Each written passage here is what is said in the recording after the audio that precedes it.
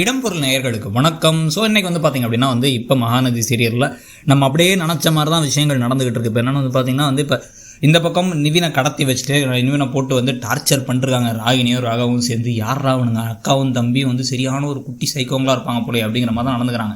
ராகவ் பேசுகிற விதம் பண்ணுற விதத்தை என்ன மாம்ஸ் நீ கண்டிப்பாக கல்யாணம் பண்ணி தான் ஆகணும் அப்படின்னா இவர் கண்டிப்பாக கல்யாணம் பண்ண மாட்டேன் அப்படி என்ன உனக்கு பிடிவாதம் அப்படி என்ன திமிரு என்ன நடந்தாலும் சரி நான் செத்தாலேயே சாவேனது ஒழிய ஒன்றை கல்யாணம் பண்ண மாட்டேன் அப்படின்னு பேசலாம். பசுபதி என்ன சொல்கிறாரு, எதுக்கு நல்லது நடக்கிற நேரத்தை இப்படிலாம் பேசணும் அந்த மாதிரிலாம் நீ யோசிக்காது. என்ன சொல்கிறேன் அப்படின்னா உனக்கு உன் உயிர் மேலே அக்கறை இல்லாமல் இருக்கலாம், ஆனால் உனக்கு எங்கே அடித்தா வலிக்கும்னு எனக்கு தெரியும், அதை நான் பண்ணிடுறேன் அப்படிங்கிறாரு.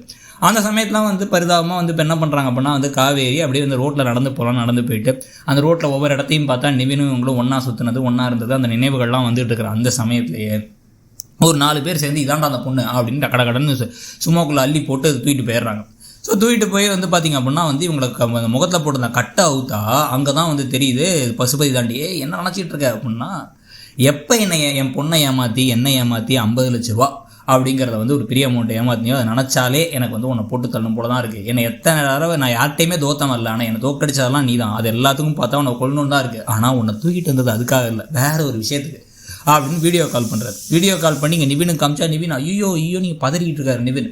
உடனே இப்போ நீ நான் சொன்னதை செய்யலை அப்படின்னா இவளை இங்கே போட்டு தட்டு போயிட்டே இருப்பேன் அப்படின்னு ஃபோனை வச்சுட்டு இவங்கள்ட்ட என்ன சொல்கிறாங்கன்னா எப்படின்னு உன்னை போட்டு தள்ள தான் போகிறேன், ஆனால் அதை எப்படி போட்டு தள்ளுறது, ஏன்னா எப்படி இருந்தாலும் உன்னை பார்த்தா பரிதாபமாக வேறு இருக்குது, என் ஃப்ரெண்டோட உயிர் நண்பன் சந்தானத்தோட பொண்ணு இல்லை, அதனால் பரிதாபமாக இருக்குது, கொஞ்சம் யோசிக்கிறேன் என்ன பண்ணலான்ட்டு, ஆனால் நீ என் காரியம் முடிய வரைக்கும் அமைதியாக இருக்கணும் அப்படின்னு ஒரு மரத்தில் கட்டி போட்டுடுறாங்க.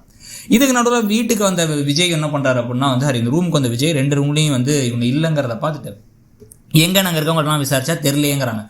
எங்கே போயிருப்பாங்க என்ன ஏதுன்னு அவங்களுக்கு ஒன்றும் புரியல இருக்குது. அவர் அதை யோசிச்சுட்டு இருக்காரு. இங்கே கண்டிப்பாக நீ கல்யாணம் பண்ணி தாண்டா ஆகணும், என்னடா இன்னும் காவேரி காவேரி காவேரிங்கிற அப்படின்னு பலர்னு ராகினி வேணுன்னே அடிச்சுட்டே இருக்காங்க. நிவினை பார்க்குறதுக்கே ஒரு மாதிரி பதட்டமான ஒரு எபிசோடு. இதுலேருந்து என்ன நடக்க போகுது அப்படிங்கிறத பொறுத்து இருந்து பார்க்கலாம். ஸோ உங்களுக்கு என்ன தோணுதுங்கிறத சொல்லுங்கள். தேங்க்யூ.